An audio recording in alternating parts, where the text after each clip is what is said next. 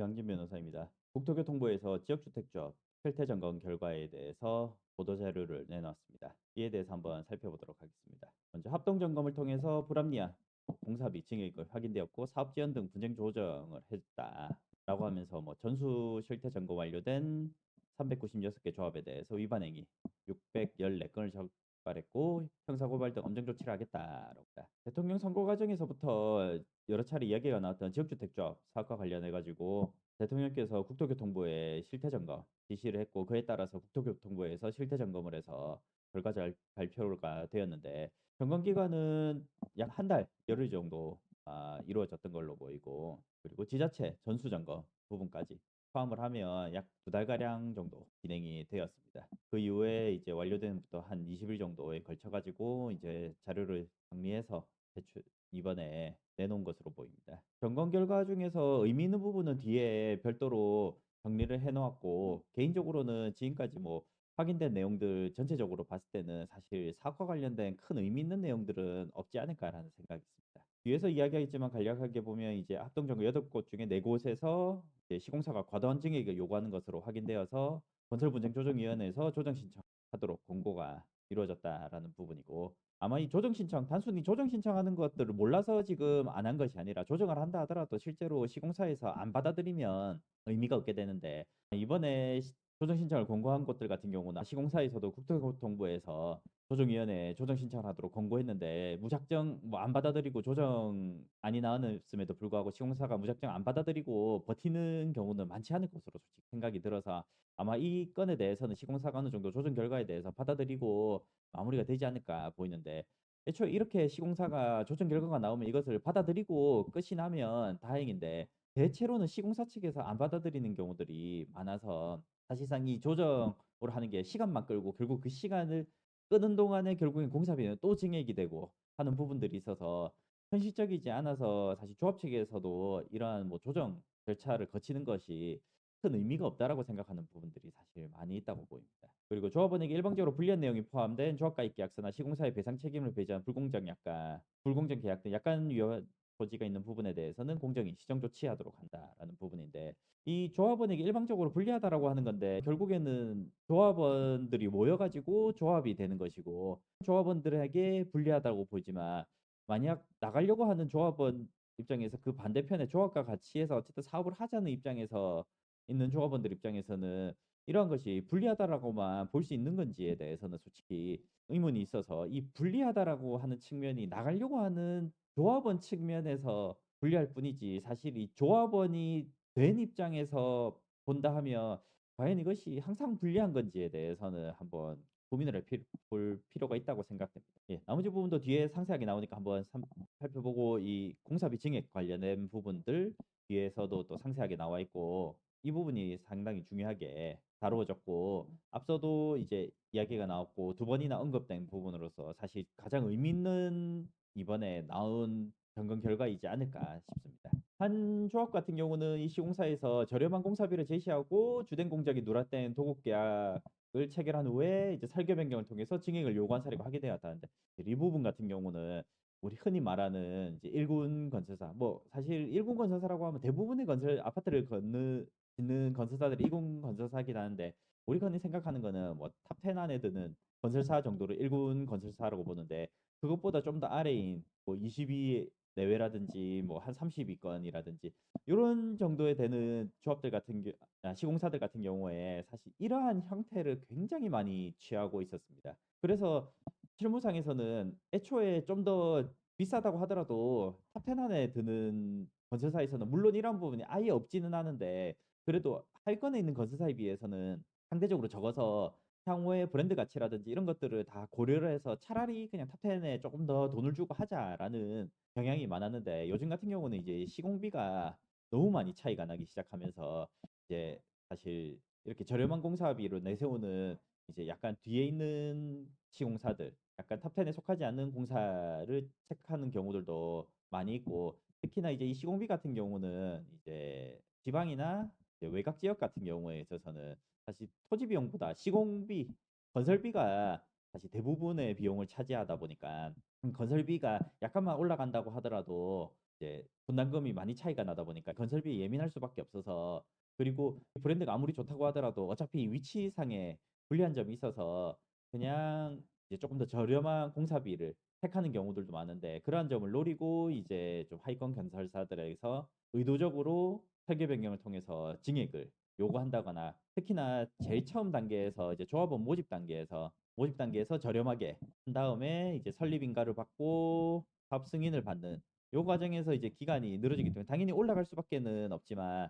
결국에는 승인을 받고 최종적으로 이제 실제 공사 착공을 하려고 하는 단계에 이르러 가지고 재계약을 하면서 이 공사비가 굉장히 많이 올라가고, 이 사업 승인을 하는 과정에서는 반드시 건설사와 공동 승인을 받아야 되다 보니까 이 건설사에서는 이 공동 승인의 승인 변경에 대해서 허용을 하지 않으면서 행정소송을 한다든지 이렇게 하면서 시간을 끄는 부분들도 많이 발생을 했고, 하면서 결국에는 이제 본인들이 원하는 금액으로 관철시키거나 이러한 형태로 보이는 시공사들도 상당히 많이 있었는데, 이런 것들은 이제 흐름에 따라서 문제가 되는 부분이다 보니까 이번에 단기간 내에 이제 이루어졌던 점검 결과에서는 이러한 부분들까지 전부 다 발견해내기는 어렵지 않을까 보였고, 이러한 내용들은 좀 빠져 있는 것으로 생각이 됩니다. 그리고 점검단에서는 공사 분쟁 현장 네 곳에 대해서 건설분쟁조정위원회 적극적으로 조정 신청하도록 하고, 이제 시공사에도 조정 과정에 적극적으로 협조할 것을 요구하였다라는 부분인데, 이 부분이 가장 핵심이라고 할 것입니다. 시공사에서 국토교통부에서 협조해라고 요구를 했는데, 과연 이 부분에 있어서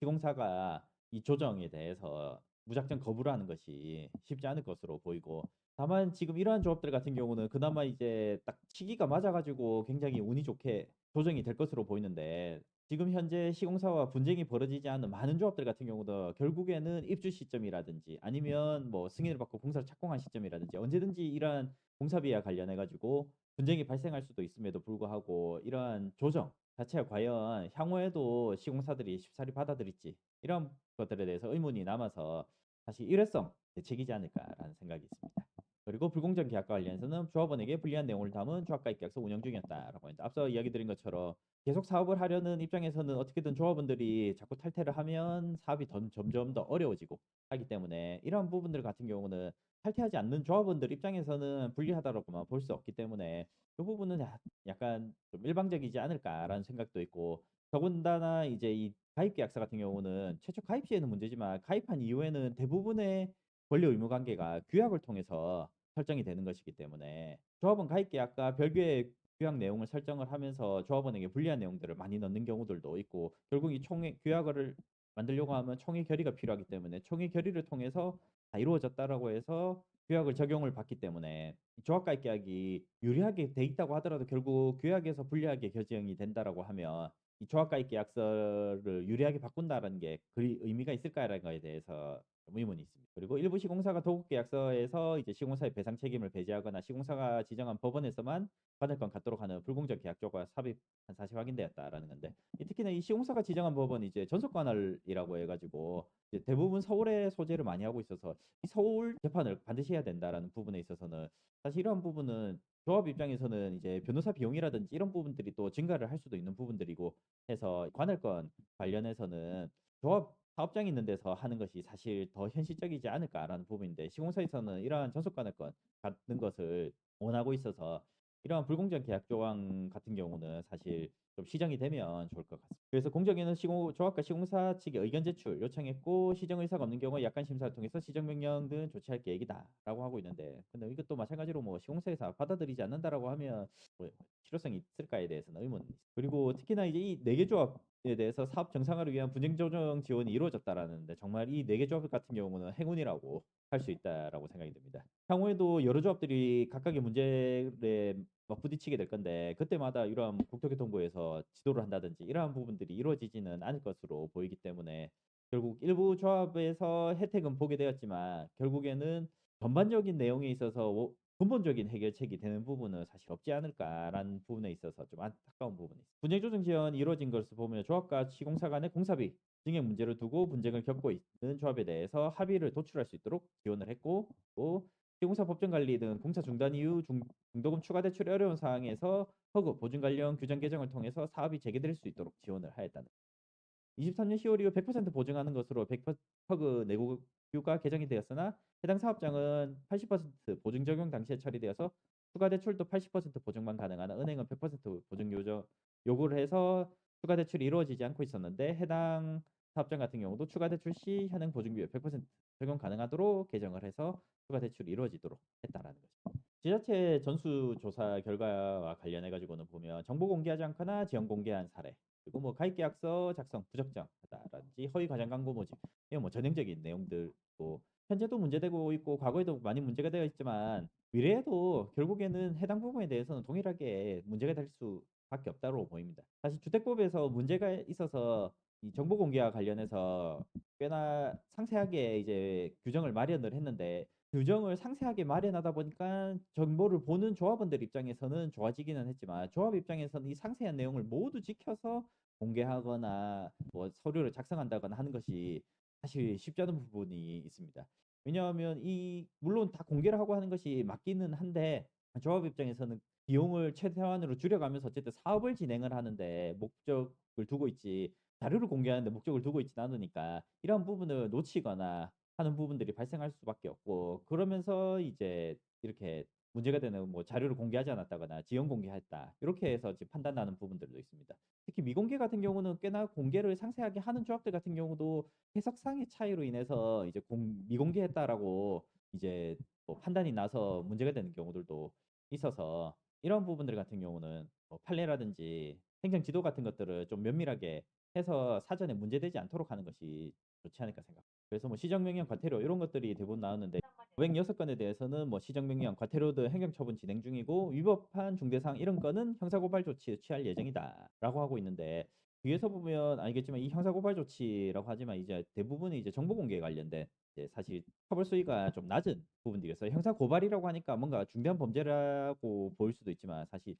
뭐 실제 내용을 본다 막 크게 이제 중대한 범죄가 될 만한 부분이 있는가에 대해서 좀 과한 표현을 쓰지는 않았나 이런 생각을 좀 갖고 있습니다. 그리고 점검 완료하지 못한 조합에 대해서도 9월 말까지 점검 마무리하겠다. 최초 조합원 모집 단계에 대해서는 강력하고 엄정한 기준을 확립해서 부실 조합 가능성을 철저히 방지하고 문제없이 정상적인 진행 중인 조합은 투명하고 신속한 사업이 진행될수록 하는 중 종합적인 제도 개선 방안을 연내 마련할 계획이다. 라고 해서 아마 주택법이라든지 시행령 개정에 대해서 아마 적극적으로 나설 것으로 보이는데 이 최초 모집 단계에 대해서 엄정한 기준을 확립한다라고 하는 거 봐서는 지금 현재 50% 토지 사용 승낙서로 모집을 하게 되는 것을 아마 이것을 비율을 더 올린다든지 할 것으로 보이는데 개인적으로는 이 비율을 무작정 올리는 것보다는 이제 최소 50% 이상으로 해서 뭐 기준점을 정해서 뭐 조합 설립인가 80% 사이에서 요거는 뭐 지자체에서 결정할 수 있도록 비율을 한다든지 해도 좋을 것 같고 아니면 일률적으로 정하겠다라고 하면 개인적으로는 이 조합 설립인가를 받을 수 있는 80%까지는 무조건 사용승낙서 받아서 진행할 수 있도록 하는 것이 필요하지 않을까라고 생각을 합니다.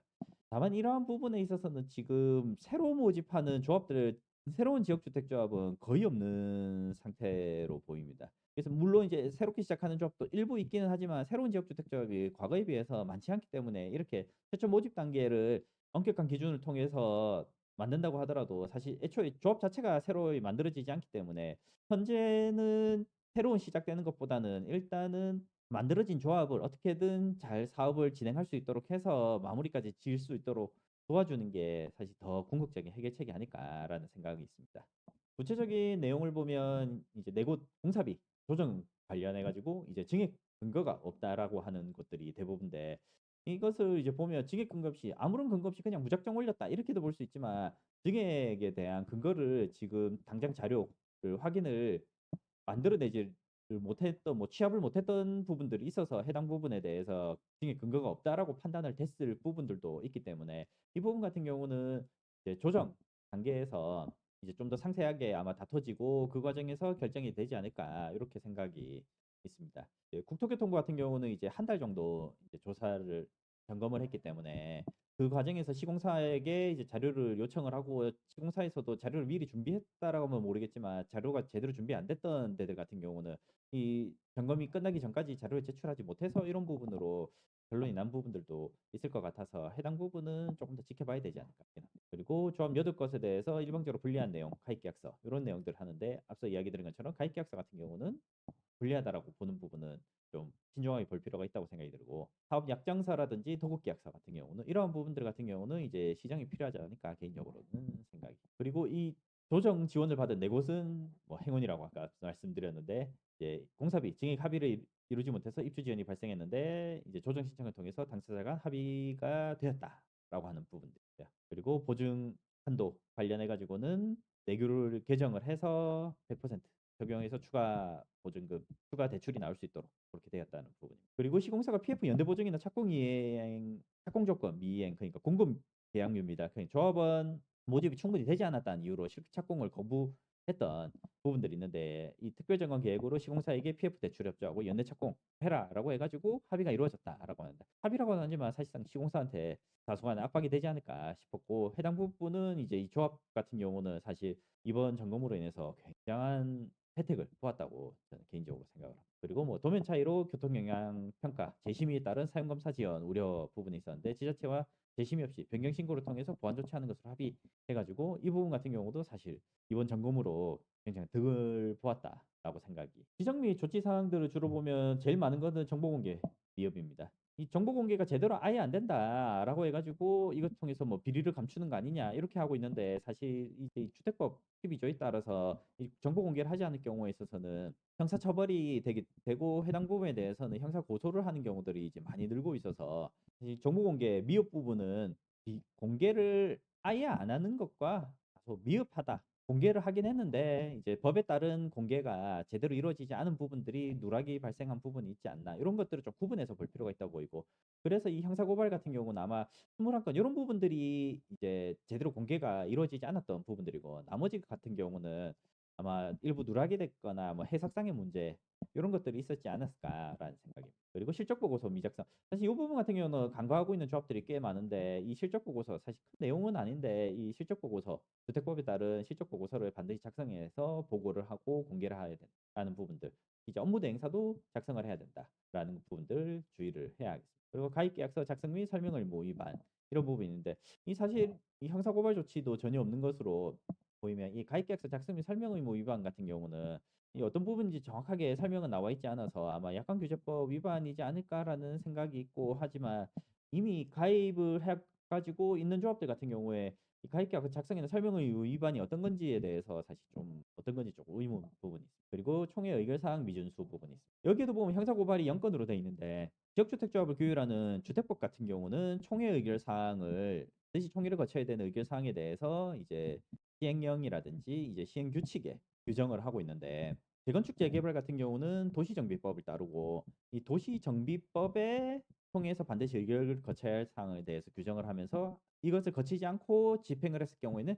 형사처벌이 되도록 하고 있습니다. 그래서 지역주택조합 같은 경우는 시행령이나 시행규칙에서 민사상의 문제가 발생을 한다 하더라도 형사상으로는 처벌이 없다 보니까 그냥 일단은 밀어붙이는 경향도 꽤 있습니다. 그래서 이 지역주택조합 같은 경우도 도시정비법과 준하게 이 총회 반드시 총회 결의를 거쳐야 될 사항에 대해서 만약 거치지 않았을 경우에 있어서는 이제 형사처벌을 하는 것도 고려를 해봐야 되지 않을까 이런 생각을 해봅니다. 그리고 해산총회 미개체 부분입니다. 이거 같은 경우는 이제 조합원 모집 신고일로부터 2년 이내에 조합 설립 인가를 못 얻거나 조합 설립 인가일로부터 3년 이내에 삽승인을 못 얻었을 경우에 해산총회를 일단은 개최를 해가지고 사업을 계속할지 여부를 결정해라라는 것인데 이런 부분을 개최하지 않았다라는 부분들이고요. 사실 요즘 많은 조합들 같은 경우에 이제 해산 여부에 대해서 따져보고 있는 조합들이 있는 것으로 보입니다. 그리고 조합원 모집 광고 위반. 요거 같은 경우는 이제 지역주택조합이라고 뭐 반드시 표시를 한다거나 아니면 토지 확보율을 표시한다거나 이런 것들을 해야 되는데 이런 것들을 제대로 하지 않고 뭐 신문 광고라든지 저도 이제 간간히 보다 보면 그런 광고들을 보게 되는데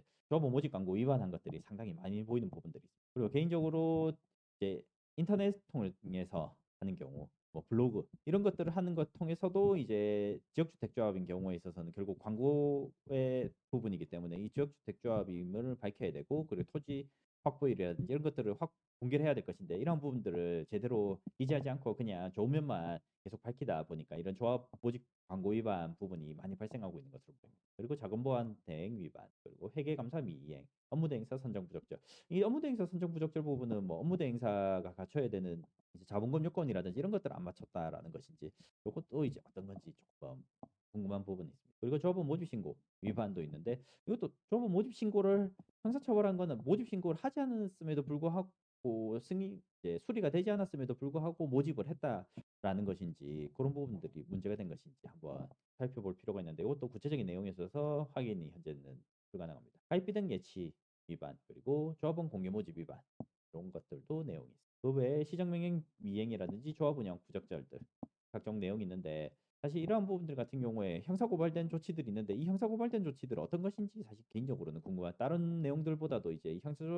고발 조치된 구체적인 내용에 대해서 좀 구체적으로 내용을 올려줬다면 조금 더 살펴보기 좋았을 것으로 생각이 드는데 일단은 뭐 현재 나와 있는 내용들을 본다 하면 어느 정도 내용은 알 수 있을 것으로 보이고 이 실태 점검 결과가 나왔지만 결국에는 이제 근본적인 해결과 관련해 가지고는 모집 단계에서의 해결과 관련해서 아마 법령을 개정을 하겠다라고 하는 내용의 취지의 내용이 있었던 것을 제외하고는 현재 진행되고 있는 부분에 대해서는 일시적으로 해결하는 것 이외에 근본적인 해결 부분에 대해서는 특별히 내용이 없는 것으로 보입니다. 왜냐하면 개인적으로 봤을 때는 이런 근본적인 해결을 한다는 것 자체가 쉽지 않은 부분들이 있기 때문에 법령 뭐 개정이라든지 이런 것들로 해 가지고 쉽지 않은 부분들이기 때문에 결국 경제 논리가 지배하는 부분들이어서 이제 국토교통부에서 할 수 있는 부분은 매우 제한적이지 않을까 생각이 들고 그래도 당장이라도 어려운 조합들 몇 군데라도 해결을 해서